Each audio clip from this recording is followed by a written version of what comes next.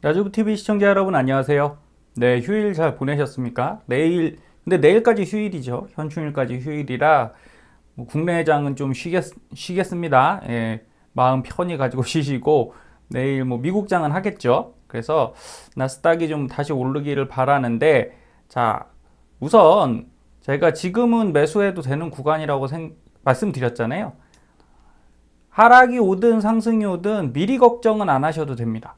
예, 오늘 드리고 싶은 얘기 중에 메인은 이거예요. 자, 지금까지는 예상 못한 급락이 추가 하락을 했습니다. 이게 무슨 소리냐? 자, 여기 72년도 자료 보겠습니다. 72, 73, 74. 요거 중동전쟁이라고 말씀드렸어요. 지금 상황과 비슷한 인플레이션 시기. 그런데, 자, 하락하고 나서 전쟁에도 불구하고 반등했거든요. 예, 그리고 나서 계속 올랐죠. 그 당시에는, 지금은 여러분 여기가 되게 낮아 보이지만 그 당시에는 낮은 가격이 아니었거든요. 왜? 과거니까요. 예, 이전에 지금과 같은 가격은 절대 없었죠. 그 전에. 그런데 이렇게 생각해 보면 전쟁이 막상 발발하고, 예, 그리고 나서 이게 현실로 받아들여지면 주가가 오르는 거 맞죠? 예, 그래서 우리가 러시아 우크라이나 전쟁이 일어나도 주가 오른다 이런 얘기를 했던 거잖아요. 자, 그 다음 보겠습니다. 그 다음에 이렇게 나스닥이나 S&P, 요거 하늘색 라인 나스닥이죠? 빨간 거 S&P. 네, 계속 우상향을 하고 있어요. 그러면 그 안에 인플레이션 시대에 우리가 경기가 엄청 나쁘기만 했냐? 그렇지 않다라는 거죠. 한번 하락한 다음에 꾸준히 올라왔습니다. 이유는 자, 인플레이션이 막상 발생하니까 이게 더 이상 크게 괴롭히지 못하는 거죠. 예. 근데 언제 급락을 하냐? 닷컴버블 우리가 얘기를 하는 이유는 뭡니까? 자, 다음 화면을 보시면 뭐 그 다음엔 쭉 올라왔어요. 예.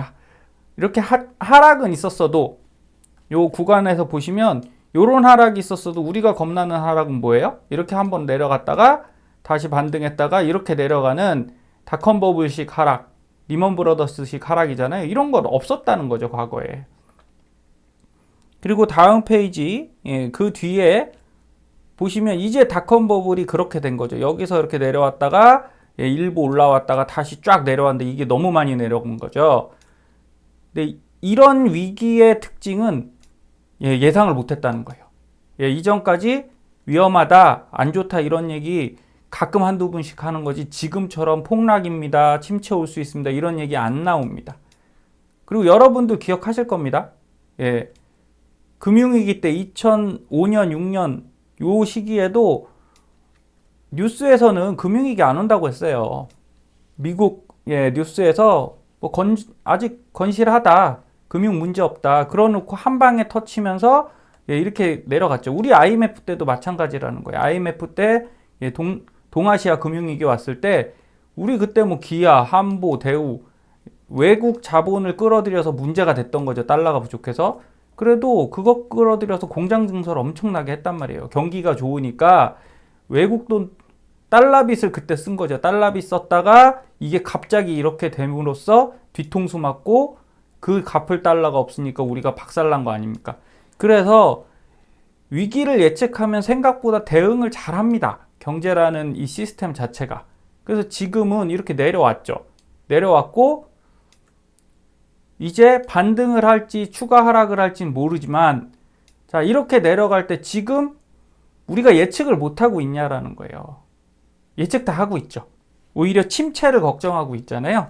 그럼 확률상 네, 추가 하락이 나오더라도 추가 하락 정도는 괜찮죠. 급락이 안 나오면 돼요. 이거 반등해서 급락이 안 나오면 바닥권으로 가지는 않습니다.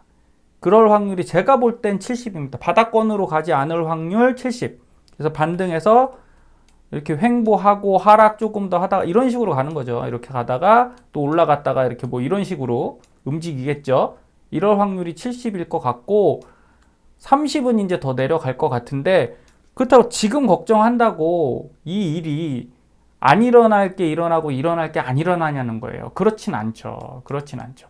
근데 왜 추가 하락을 제가 자꾸 말씀드리냐? S&P가 생각보다 너무 안 떨어졌다는 거예요. 나스닥은 엄청 많이 빠졌는데, 그쵸? 예, S&P는 생각보다 많이 안 빠져서 얘가 조금 더 내려가지 않겠냐. 그럼 나스닥이 올라갈 수가 없는 거잖아요. 예, 연동해서 움직일 테니까. 그래서 추가 하락을 생각한다. 이렇게 생각하시면 됩니다. 그런데 어쨌든 예측 못한 침체는 아니기 때문에 여러분이 걱정할 필요까지는 저는 없으리라 봅니다. 예, 그래도 대비는 하셔야죠. 항상 그 말씀을 드립니다. 대비는 하셔야 되고요. 자, 최근에 제가 상담한 사례가 있는데, 자, 부동산 지금 하락 추세가 시작됐죠. 그러면 여러분 부동산 불패였잖아요. 우리 안 떨어질 것 같았잖아요. 근데 과거에 떨어졌습니다. 여기 과거 자료 보시면 서울의 연도별 아파트 가격 변동률 진짜 옛날 자료인 거예요. 요때 IMF 때 떨어졌다가 마이너스 엄청나게 났겠죠. 자, 그때 돈이 있어서 아파트 세 채 산 분은 뭐 지금 예, 게임 끝인 거죠. 예. 6천짜리 아파트를 그때는 뭐 1,500, 2천이면 진짜 줍줍했을 거 아닙니까? 그래서 30년 지나셨으면 이제 은퇴 끝인 거예요. 그 이후에도 안 떨어지냐? 아니에요. 떨어졌어요. 2000년도에도 이렇게 올랐다가 한 10% 정도 내려왔었고요. 2001년이죠. 그때도 한 30% 올랐다가 2004년도에 또 한 30% 빠졌었습니다. 여기도 빠졌지 한 20%? 그래서 이때는 하락기가 있었어요. 과거에. 그리고 그 이후에 지금 한 10년 또 쭉 올라왔죠. 그 안에도 부분 조정은 분명히 있었다는 거죠. 그래서 아파트나 주식이나 결국은 변동률이 다른 겁니다. 주식은 변동률이 훨씬 크죠. 대신 아파트는 실제 소유할 수 있고 재산 가치가 주식과는 다르잖아요. 휴지 조각이 되지 않으니까 변동률이 작은 것 뿐이지. 그런데 어떤 차이가 있습니까? 아파트 삼성전자 뭐 6, 7만 원이면 살 수 있지만 아파트 6, 7만 원에 삽니까? 못 사죠. 그러니까 엄청 큰 돈이 들어간다는 거예요. 근데 최근에 이제 어떤 어르신께서 상담을 좀 요청을 해주셨는데, 자, 자산 중에 30년 전에 산 그 개인주택이 있으셨어요, 지방에. 그래서 1억 1천만 원 정도 되는데 현재 3억 2천이다. 자, 그러면 이렇게 보면 30년 동안 투자해서 그래도 3배는 오른 거죠. 그러면 나쁜 투자인가요? 뭐 나쁜 투자는 아니죠. 예, 괜찮다고 일반적으로 하십니다. 그런데 이제 빠르신 분들은 거죠. 아, 이걸 아파트에 투자했으면 맞습니다. 그분이 후회하시는 게 그거더라고요. 그 당시 30년 전에 이 근방 아파트들이 4천만 원이었대요. 그럼 여러분 여기 1억 1천만 원이면 세 채까지 가능하죠. 예, 세 채를 샀으면 요새 그 지방 아파트가 27평짜리가 얼마냐? 2억 8천입니다. 그럼 이거 세 채 샀으면 거의 8억이 넘죠. 그러면 이거 2배 이상 더 불릴 수 있었는데, 아, 내가 괜히 그때 개인주택을 샀다.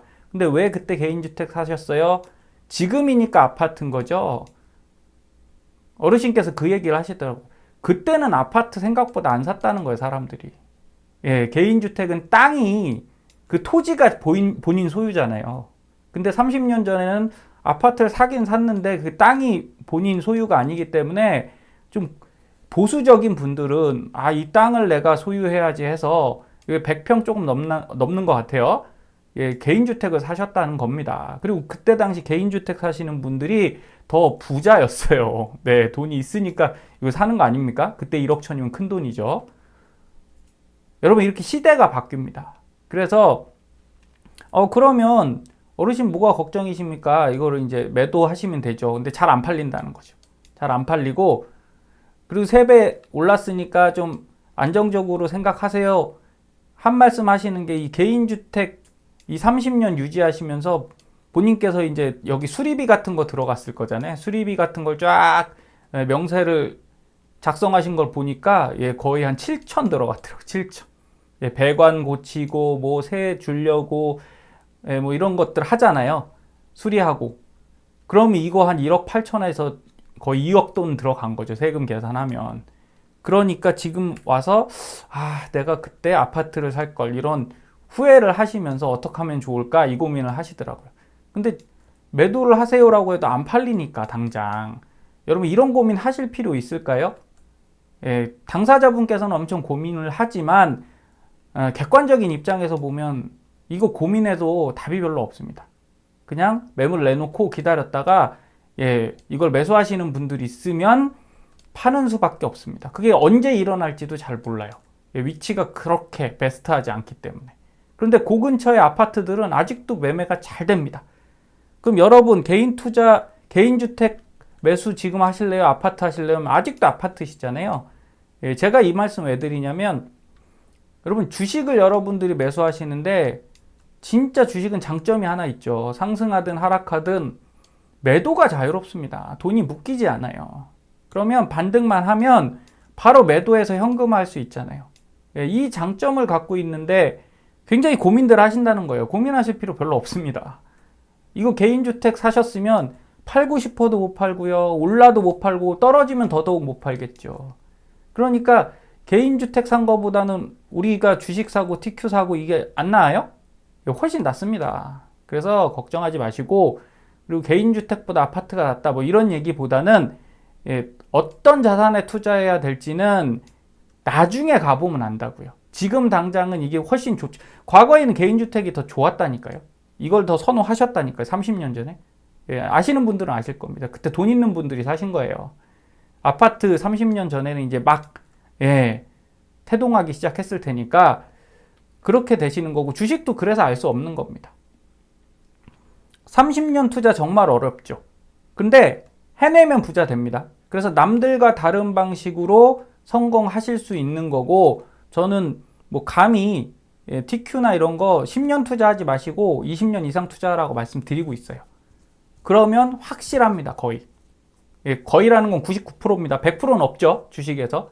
그렇게 저는 생각하고, 자, 최근에 이런 거잖아요. GTX 롤러코스터 집값, 인덕원 동탄 뚝 해서 30% 이상 빠졌대요. 그래서 영끌에서 아파트 샀는데 2억 떨어졌어요. 집주인 눈물 흘리면서. 우리 이런 상황 아니잖아요, 아직. 그리고 집은 한번 하락하면 쉽게 상승하나요? 아닙니다. 이 추세가 한번 떨어지기 시작하면 무섭게 떨어지고요. 그리고 반등이 쉽게 올라오지 못해요. 그거에 비해서는 주식이 리스크가 훨씬 적습니다. 지금 뭐 마이너스 1000, 2000은 우습죠. 그리고 매도도 할 수 있잖아요. 유동성 충분하고. 그래서 자신 갖고 하시면 좋겠고요. 뭐 급매물이 늘었다. 지금 서울도 서울 아파트도 절반이 미계약이다. 그렇게 좋은 2020년, 21년에 없어서 못 사던 물건들이, 집들이 이제 임대시장 나오고 뭐 분양시장 나오고 하니까 찬바람 분다는 거예요. 그러면 우리가 지금 부동산을 샀어도 어차피 손해 볼 거잖아요. 거기다가 1, 2억 갖고 살 수 있나요? 안 되잖아요. 7억, 8억씩 해서 있는 돈 다 넣고 대출 받고까지 했는데 그에 비해 주식으로 물린 것도 아닙니다. 그리고 주식은 분할 매수 계속해서 단가 올린 다음에 평단을 낮춰서 수익권에서 매도하면 수익 날 수 있잖아요. 근데 이 아파트는 어떻게 하실 거예요? 분할 매수 하실 건가요? 안 되죠. 분할 매도 안 되죠. 주식이 훨씬 유리해요. 그런데 집은 강제 존버죠. 그냥 꿋꿋이 버티는 거죠.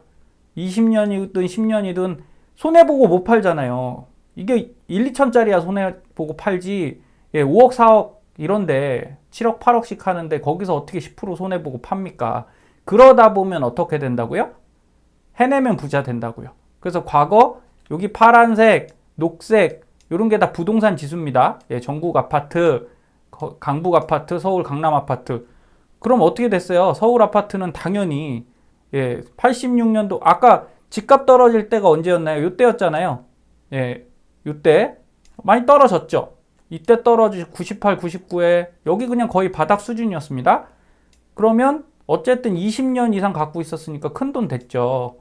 전국 아파트 마찬가지, 강북 아파트도 마찬가지. 하락 구간 없나요? 있어요. 여기도 한 15%씩 빠진 겁니다. 그럼 5억짜리면 6, 7천 빠진 거예요.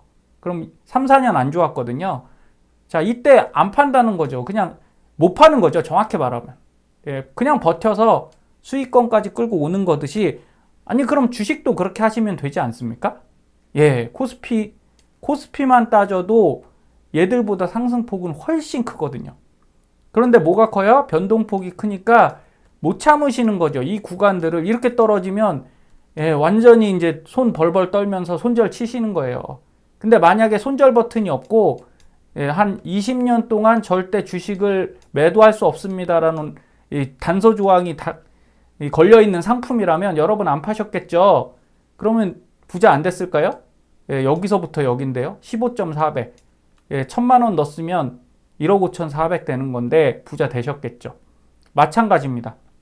주식도 이렇게 생각하시고, 그럼 장점이 너무 많잖아요. 변동이 클 뿐이지 분할 매수 된다. 분할 매도 된다. 버티기만 하면, 내가 1억을 샀으면 5천원 사고 팔고 하고 5천원 끝까지 버텨주시면 됩니다. 그러면 부동산보다 반드시 성과가 날 거고, 코스피보다 당연히 나스닥이 훨씬 성과가 높았던 거 아시죠? 네, 그러면 지금도 높으니까 지금 사면 부자 되나요? 아니죠. 더 떨어지고 그 다음에 올라갈 때 더 긴 기간 갖고 있으면 진짜 부자 되시겠죠. 그래서 이 하락 구간이 저는 올 확률 30%라고 말씀드렸어요. 근데 2년 안에 올 확률이지 그 이후엔 올 수 있습니다. 달러 유동성이 워낙 지금 크기 때문에. 그래서 우리가 딱 단정 짓진 마시고, 그래도 지금 부동산 투자한 분들보다 주식 투자한 분들이 여유 있다, 저는 이렇게 생각해요. 그래서 위기라면 대응하면 됩니다. 벤저민 그레이엄이 이런 말씀을 했어요. 강세장에서 최대의 도박으로 최대의 이익을 얻은 사람들은 거의 항상 필연적으로 뒤따르는, 이게 중요하죠. 필연적으로 뒤따르는 거예요. 주식에서 한번 올랐으면 하락장, 약세장은 반드시 옵니다. 그래서 여기서 끝까지 버티고 매도 안 하신 분들은 항상 가장 큰 손실을 보는 분들이기 때문에 제가 항상 뭐라고 말씀드리나요? 네, 고점 되시면 수익 실현하고 이걸로 저점에 다시 매수하자. 이게 합리적이라는 거죠. 무조건 장기 존버, 저는 틀리다고 봅니다. 그거는 워렌 버핏 할아버님처럼, 우리의 대선배님처럼 돈이 많은 분들이 해당하는 거예요. 그거 안 팔아도 내 생활에 전혀 지장 없는 분들. 근데 대부분들 쓰시려고 모은 돈으로 하시잖아요. 그러면 존버가 안 맞죠. 그리고 좋은 주식이 박스장을 지배하고요. 강세장에서는 모든 주식이 채권에 앞섭니다. 그래서 2년 동안 우리가 모든 주식이 채권에 앞서는 모습을 보아왔죠. 그러나 박스장 또는 약세장에서는요, 모든 주식이 채권을 이기는 게 아닙니다. 좋은 주식만이 채권을 이기게 되고요. 거꾸로 얘기하면 어떤 거죠? 박스장하고 약세장에서는 채권이 주식을 이길 확률이 훨씬 크죠. 그럼 채권을 사야 됩니다. 그래서 제가 TQQQ하고 TMF를 같이 사는 이유를 항상 말씀드리는데, TQ도 떨어졌고 TMF도 떨어졌는데 보세요. TQ 월봉으로 보시면, 자, 2020년도에 10불 하던 게 91불까지 9배 올라갔습니다. 9배 올라갔고요. 지금 얼마 떨어졌죠? 32달러까지 떨어졌으니까 어쨌든 70% 떨어졌죠. 65% 정도 떨어졌습니다. 자, TMF 월봉 보시면요. 여기 한 15달러 하던 게 한 58달러까지 갑니다. 그러면 한 4배는 올라가죠. 여러분, 9배랑 4배랑 당연히 이 9배가 짜릿하죠. 근데 당연히 하락률은 또 더 클 거지 않습니까? 그렇겠죠? 그런데 보시면 우리가 고민하는 하락 구간이 여기서 어떻게 돼요? 반등했다가 이렇게 가는 걸 고민하는 거잖아요. 제가 2년 안에 이게 안 온다 확정 짓는 게 아니라, 이거는 반드시 올 것 같다는 거예요. 반등은 올 것 같다. 여기서 더 빠지더라도 언젠가 반등은 오니까 우린 요때 매집 잘 해서 분할 매수해서 요때 수익 실현하면 큰 위험 없다는 거죠. 빠져나올 수 있잖아요. 기회가 있잖아요. 근데 아까 말씀드린 대로 아파트에 지금 물려서 안 올라가면 기회 없는 거예요. 그런데 지금 TMF는 어떻습니까? 하락했죠? 다시 반등했죠? 이때 바닥권에 지금 와 있죠. 그럼 S밴드의 이 파란 라인 거의 바닥권에 와 있습니다. 매력적이지 않습니까? 저는 TMF를 이제 다시 조금씩 매수했는데 좀 늘리려고 해요. TQ는 요번에 반등하면 정리를 좀 할 겁니다. 그래 놓고 다시 하락할 때 제 매수. 근데 이게 하락할 때는 TMF가 올라갈 확률이 꽤 높아요. 이건 그냥 제 얘기가 아니라, 워렌 버핏 할아버님도 채권 투자, 채권을 많이 사진 않지만 채권형 주식을 좋아하시잖아요. 그리고 꽤 채권을 잘 투자하시는 분들이 하는 말입니다. 주식에서 주식이 바닥을 쳤을 때 채권을 사고, 왜? 거꾸로죠. 어떻게 보면. 예, 주식이 최고에 다다랐을 때 채권을 사고, 그리고 나서 주식이 바닥을 쳤을 때 채권을 팔면, 이때 채권이 올라간다는 얘기예요. 그러면 수익이 납니다. 그래서 제가 오늘 이런 말씀을 드리는 가장 큰 이유는, 여러분, 방법은 다 있어요. 포트폴리오를, 물가가 올라가서 인플레이션에 대응한다. 그러면, 내 자산에다가 인플레이션 관련된 걸 섞으시면 됩니다. 제가 보유 종목 중에 RLY나 이런 ETF들, 멀티 에셋 ETF들을 넣으시면 되거든요. 그런데 안 사시고 고민만 하실 필요는 없다는 거죠. 그리고 에너지가 지금 올라가니까 에너지 관련 ETF 사시면 됩니다. 지금 꼭지 아닙니까? 아니요, 조금 더 올라갈 수 있어요. 그리고 떨어지면 팔면 되죠. 쉽게 말씀드리는 게 아니라, 그래서 우리가 차트 공부하는 거 아닙니까? 여러분한테 제가 S시그널 알려드리고 WS볼벤 이런 거 알려드리는 이유가 그런 걸로 로테이션에서 수익을 내셔야 된다는 겁니다. 그리고 이런 말씀 드리는 가장 큰 이유가 앞으로 시장이 그냥 무조건 올라가는 이런 시장이 아니라는 거죠. 변동성이 워낙 큰 장세고 변수가 많은 시장에서는 이렇게 자원, 특히 자산을 로테이션 잘 시켜야 됩니다. 그래서 어렵게 생각하지 마시고 주식도 하시고, 그렇죠? 이렇게 채권도 하시고 부동산도 하시고 리츠들 있지 않습니까? 이런 것들 내 자산에 다 기술주나 가치주나 다 포지셔닝 하실 수 있는 그런 유연한 투자자들이 이제는 되신다면 2차 폭락 그렇게 두려워할 거 아니라고 말씀드리고 싶습니다. 너무 한쪽만 올인하기 때문에 우리가 못 벗어나는 것 같아요. 그래서 남은 주말 잘 보내시고요. 다음 주에는 조금 더 좋은 소식들 많이 있기를 저도 기원하고 다음 시간에 뵙겠습니다. 감사합니다.